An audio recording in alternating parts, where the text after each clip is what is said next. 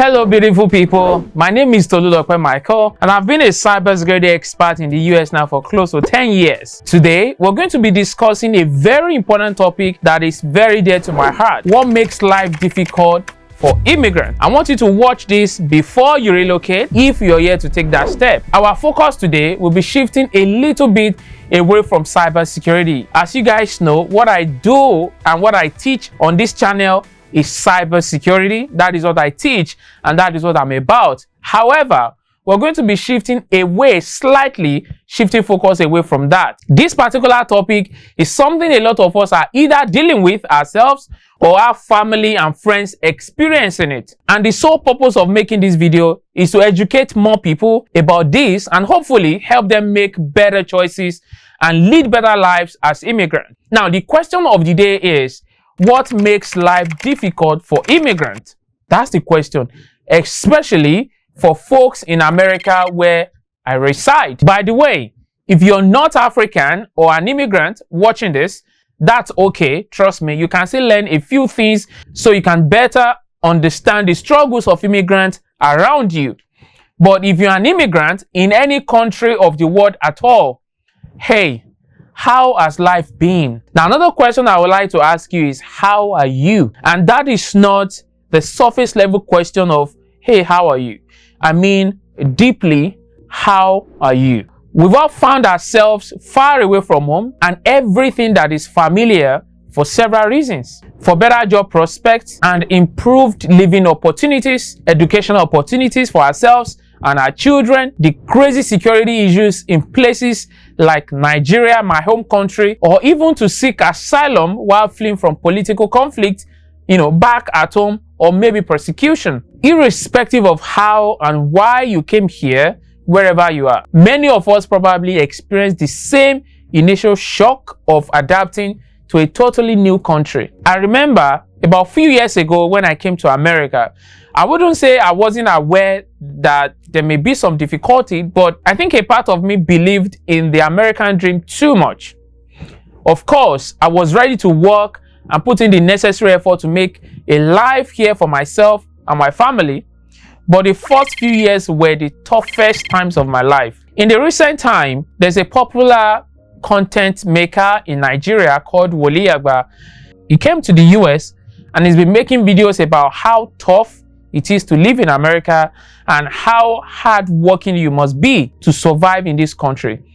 Everything that he has said is true, and I'm quite sure it's the same for most immigrants, except maybe for those who had soft landing in the form of helpful family members or friends who are already settled in. If you don't have that opportunity, your first few years in America or wherever you are, UK, Canada, is going to be tough. At the same time, there are few experiences you will have as an immigrant that will make you question your decisions.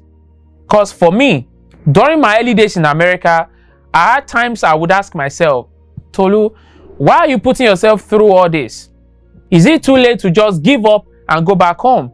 Trust me guys, there were times in the shower, I will be crying in the shower, going to work at night, and I'll be crying driving to work at night. And there were times I'll be going to my factory job very early in the morning and I'll be crying driving early in the snow. But I didn't give up and I didn't go back, and here we are today. So if you are in your country right now thinking of relocating, or you know someone who wants to relocate, especially to an European country, there are few things you should prepare your mind for. Top of my list will be cultural differences. There's a very wide and glaring difference between the culture in the places like America, the UK, and Canada, and where we're coming from in Africa. Trust me, the shock of it can even leave you speechless at times. And before I go further, I'd like to ask you, can you share any culture shock that you've experienced? Share them in the comment section. Okay, I like to read what you've experienced. Okay, this pertains to things like the roles of men and women in the society and at home, how you raise your kids, elderly people care, workplace interactions, just to name, few of the most of those pertinent ones. A survey by the American Psychological Association reveals that adapting to a new cultural norms and expectations is a significant stressor for 40% of immigrants. Because trust me, it's a stress on its own. Okay, and as a result of the differences, you may find it difficult to adapt at first, but it is in your best interest to try and integrate yourself as much as you can. Engage actively in community groups and social settings so that you can understand and embrace the new cultural practices. You see, gone are the days where you say, well, I like to be by myself, not talk to anybody. If you're from Africa, and because we have a communal kind of life in Africa, and if you come to the US or the UK and Canada and you're saying, well, I like to be by myself, you will do that a lot. Like, there's enough space for you to be by yourself. But trust me, that will not help you.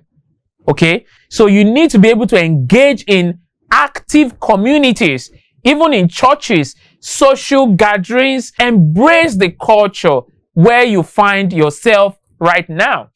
But while you are at it, be aware of the phenomenon known as cultural appropriation. It might not be as big of a deal when it involves an immigrant, but who knows? The rule of thumb here is to ask questions when in doubt.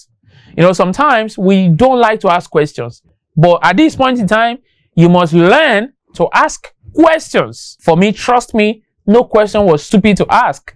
I was asking questions. I didn't care if they laugh at me or if they told me the truth or not. I was asking questions. For couples relocating, gender roles are not what you may be used to where you are coming from. Be ready to make adjustments where necessary. Just be ready. In general, another thing to do is to find your own people. They will help you learn faster the cultural do's and don'ts of where you are. For me, when I got here, it was church.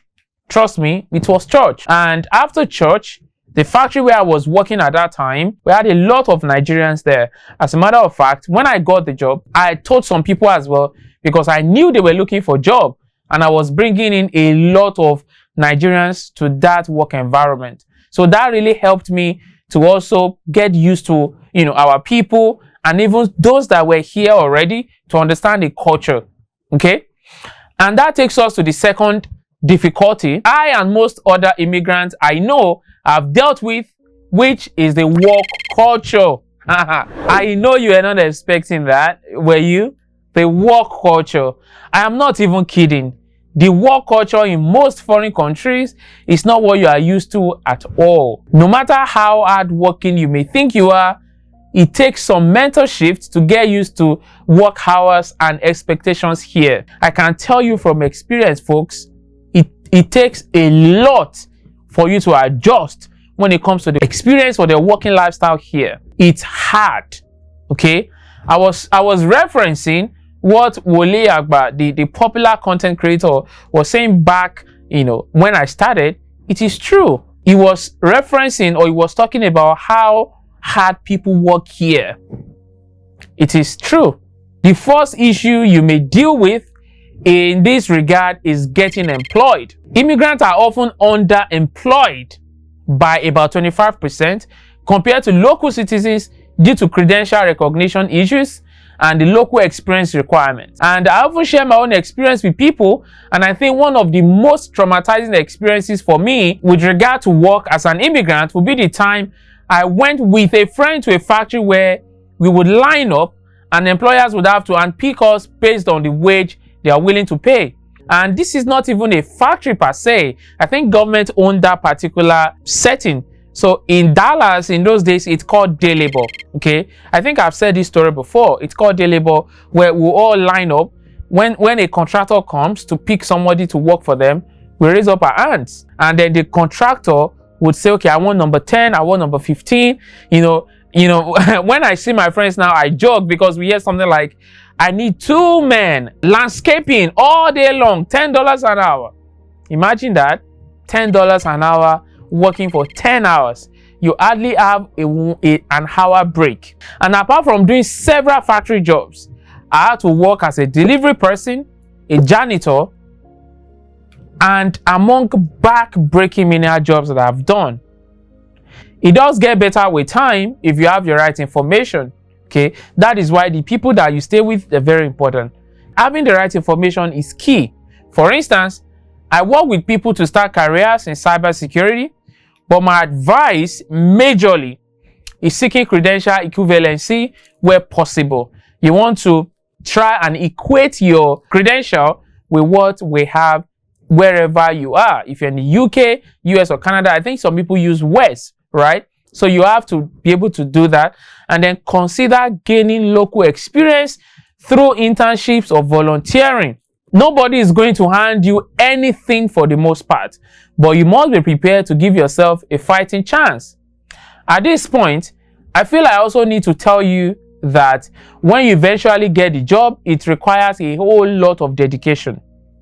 You know, it's another thing for you to get a job. It's another thing for you to keep the job. At times, I had to hold down 3 to 4 jobs in order to meet up the bills, and I'm absolutely being sincere here. I had to hold down 3 to 4 jobs so that I could meet up with the bills. And I think those of you that are coming from Nigeria, you need to understand that in most Western countries, they pay their bills every month.